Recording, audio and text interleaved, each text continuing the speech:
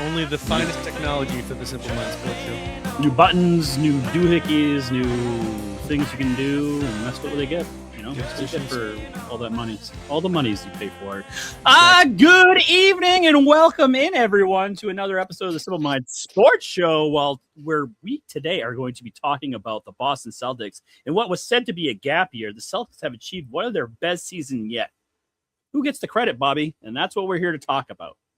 Who gets that credit? I think I know who you're not going to choose. You're goddamn right, you know. There's a spoiler alert. There's a spoiler alert. But before we get into it, let's start with some opening takes. And Bobby, I'm going to throw it over to you. Certainly.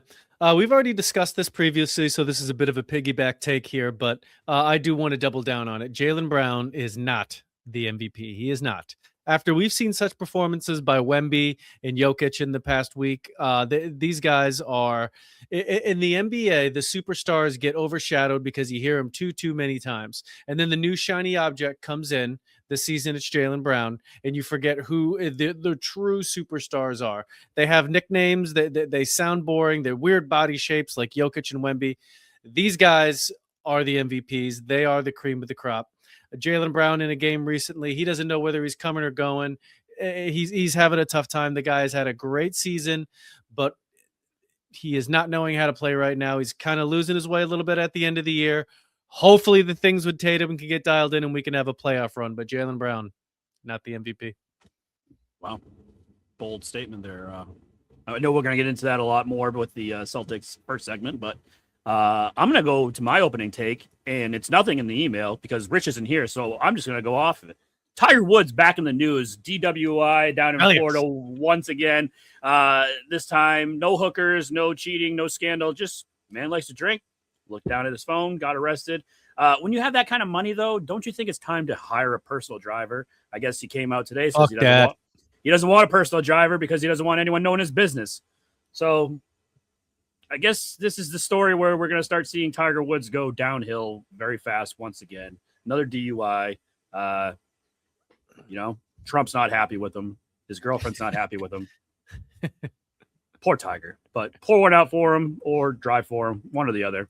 So, yep, we won't be talking anything more about that. I just wanted to get that off the chest because that's some big news. So, but what we will be talking about today is the Celtics gap year success. Our Boston Red Sox, Bobby, they blow. We'll be talking about that. Patriots quick hits. 10 questions from a guy named Rob. This or that with Chief Bobby. Thank you for double segments and simplest minds of the week. So welcome into another episode. Tuesday, March 31st. Welcome to the show. I got something troubling on my mind. I got something troubling on my mind. I got something. And wherever you are, like, subscribe, rate, review, tell your friends, tell your mothers, tell them about Bobby's new room, and tell them about I Love Boston Sports. They just dropped some more Celtics merch. Bobby, this suits you right here. Go get it. Faces of Mazzulla, $30. Just a little shipping and handling, but get it for your Celtics. It's all his faces and like happy, sad, disappointed, because he has one emotion and one emotion only. So go pick that up at Just like how he coaches. Yep. One thing and one thing only, screens and threes. So go get that at Fan Favorites. Tell your friends, tell your mothers. It's Easter almost, so get it in your Easter basket. So there you go. Bobby, I know where you're not going to go with it, but 50 wins for the fourth time in a row. Another playoff secured, fourth in a row. Mazzulla is in the running for Coach of the Year. Suck it, Bobby. Bobby, the floor is yours, and why none of the credit should go to Joe Mazzulla. Because he hasn't done a goddamn thing different. He's done nothing different. It's the exact same coaching job he did last year. And quite frankly, Jaylen Brown is exactly who we thought he was. Not an MVP, but you put him around mediocre talent and he could win games. He could jock. He could score. He could do things. But he's just not that caliber of player. For what happened this year, though, you have to give Jaylen Brown some credit. He absolutely deserves credit. I think he deserves all the credit in the world for this quote unquote gap season that the Celtics just had. I mean, he did put this team on his back. Like I said at the beginning of the season that he was going to do. They are the 2 seed in the NBA. They could be the 1 seed because Detroit's going down without Cade Cunningham, excuse me. And the Celtics are actually, other than the Hawks loss, they're looking good. They're looking like a complete team. So all that to say is, who gets the credit? It should be going to Jaylen Brown. All of this should be going to Jaylen Brown, none to Joe Mazzulla. It should go to the players. 100%. Jaylen Brown's the best player been playing, so he deserves the majority of the credit. But even the role players on this team, your Shiremans, your Kadas, all these guys coming off the bench, they've played well. They come in, they have a defined role, and they get in there and they play well. They do what they do. Now, is it going to be able to translate to success? I don't know. But the second round picks, the low end talent that they've brought in, it's worked. So I got to give Brad Stevens credit there. The players have stepped up in the absence of Tatum and filled a void, and they have beaten down poor NBA competition this year. They've beaten the shit out of it. They have. I'll give them credit too. They don't lose every game to good teams. It seems like they split them, but they're beating the shit out of the teams that suck. Well, what's most impressive too is that, they got to this point without Tatum, and now Tatum's back, and they could be the favorites in the East with Detroit going down. I mean, they did everything that they needed to do before Tatum came back, and that should go to the players, not to Joe Mazzulla. I mean, you have Derek White that stepped up to that number 2 position on this team, like playing the Scottie Pippen role to Jaylen Brown right now. I mean, Peyton Pritchard didn't look comfortable in that role being a starter. He is a 6 man through and through. So yeah, everyone took a step up in their game plan and, succeeded perfectly. This is the thing, just like you're talking about a gap year. That is what it was supposed to be. But now really where we sit, expectations are high. Just like what you said, they could be the 1 seed. If they lose to the Knicks again, we're going to be fucking pissed. If they even lose to the Pistons, even if Cade Cunningham's there, that's a disappointment. Yeah. There isn't any team in the East that they could lose to where we wouldn't say, what the fuck is this? I think Tatum's come back. I think the Knicks is the only one. The Knicks are the only team that you can look at the whole Eastern Conference right now and be like, if we lose, like the Knicks could be the only team that could give them a run. The Knicks, they can't lose to the goddamn Knicks again. That team they're just Jalen Brunson. They're a jumbled disaster.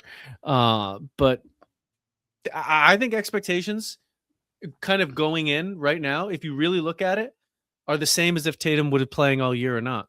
It's finals or bust. Mm-hmm.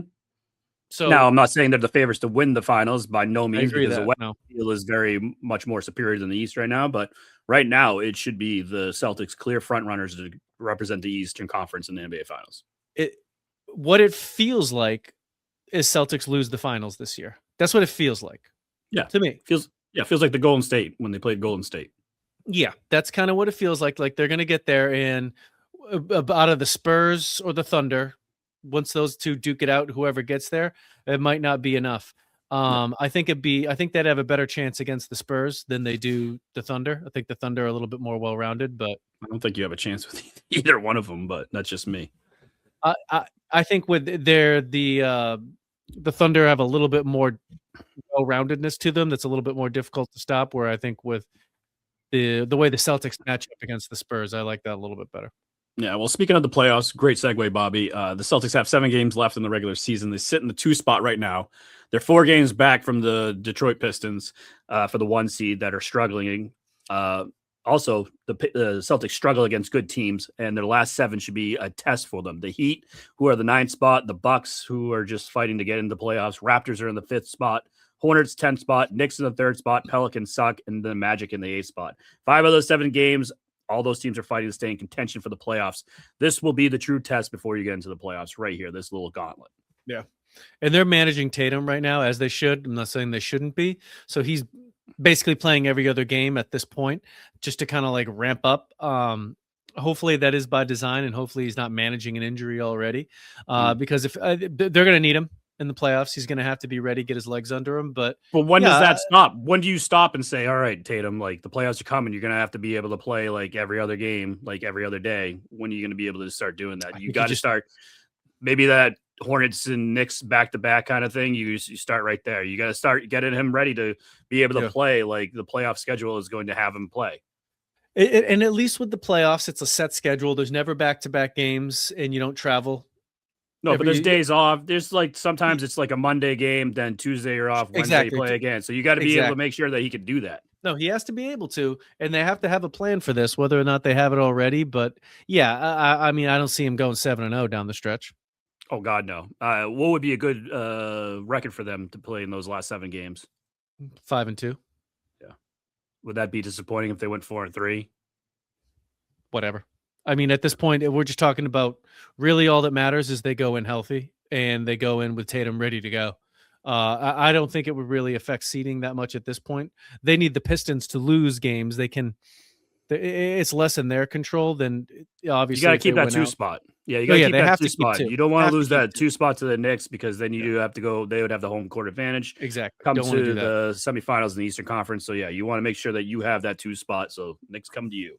Yep. Speaking of Tatum, 5 of the last 7 games, the teams are fighting. Oh, nope. Already talked about that. Going to the Hornets game, the last game that Tatum played, he looked like his old self, 32 points, 5 assists, 8 rebounds. Can he consistently put up these numbers in a 7-game series now, Bobby? Yeah, if he keeps playing shitty teams like that, absolutely.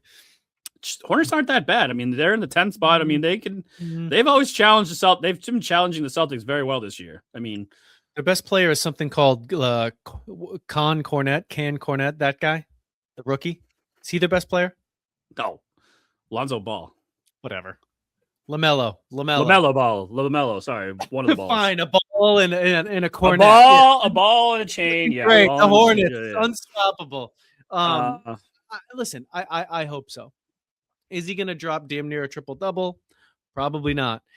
Can he get out on the floor, facilitate the offense, get buckets when they need it, and provide consistent defense? I think he can. That's what we need. We need him in playing consistent games. Play every game possible in the playoffs.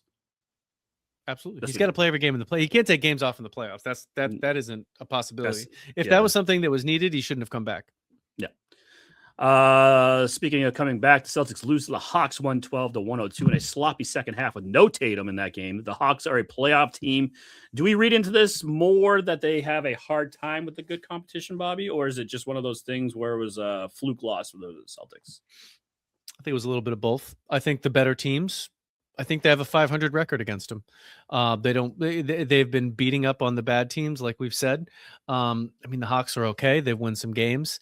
They're just right now in this NBA, they're a halfway decent team where nobody could name a player on the Hawks unless you're watching them. I think that I don't think I could name you a single Hawk player right now. I can. I just literally thinking about it. I was like, Porzingis, he was there last year. He was there. He got traded to the Golden State at the beginning of the year. Yeah, he ended up on Golden State. That's it. But my point here is, it was also just like a random Monday night in the NBA too. So Jaylen Brown had an off game. I shit on him in my opening take, but he didn't play well, so they lost. He did all right. It was the rest of the role players that played like shit. So, I mean, obviously, when the rest of the role players and you're just putting everyone on your back and trying to roll, someone's got to help you out, and no one did for him. So, like we said earlier, with Kate Cunningham out and the Pistons fizzling, are the Knicks the only test left to stop the Celtics from reaching the finals? When's Cunningham supposed to come back? It was a weird 4 to 6 weeks kind of thing. So maybe he might be healthy for the playoffs, but it's a punctured lung. 2 weeks. Yeah, but I mean, exactly. I know it's a punctured lung, so you don't even know if that's going to even heal properly and he's going to be able to come back. You got to get back in the game shape. You got to get your legs underneath you. So I don't even know if he's going to come back. That's a big injury. Yeah. The answer is yes. The Knicks beat their ass last year. I mean, if they're going to get completely outcoached and outballs like they did last time, they just gave up. They had no testicular fortitude in that series. So if that's the way it's going to be again, then yes, they are all that's there. If Cade Cunningham isn't going to be there and be 100%, then the Pistons should not pose a legitimate threat. Yeah.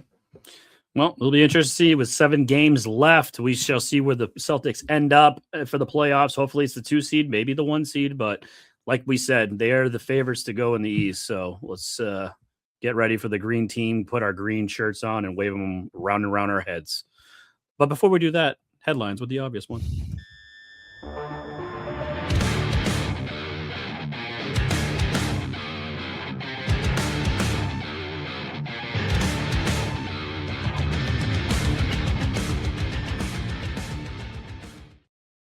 Thank you there, Richard. Celtics lose to the Hawks 112-102 in a Tatum-less game. Jaylen Brown led the Celtics in a losing effort. Next up, the Celtics travel to South Beach to take on the Heat Wednesday night at 7 p.m. As of this writing, the Red Sox have only won one game this season after losing the series in Cincinnati, then traveled south to start a series with the Astros and lost 8-1. Garrett Crochet goes tonight to hopefully pick up the second win of the season. 8 games left for the Bruins, who are still in the first wild card spot. In the East, they look to stay in the hunt as they host the Dallas Stars Tuesday night at 7 p.m. This has been Headlines with the Obvious One. Back to you.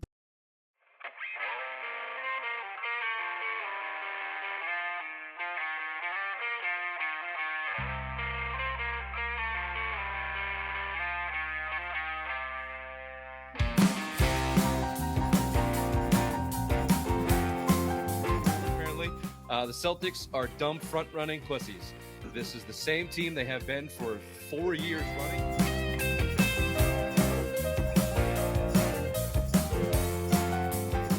Well, my worst nightmare came true. Mazzulla and Mayo are friends. What the fuck? Apparently, they've known each other since Virginia. They have these docking sessions where they talk about ball and managing people.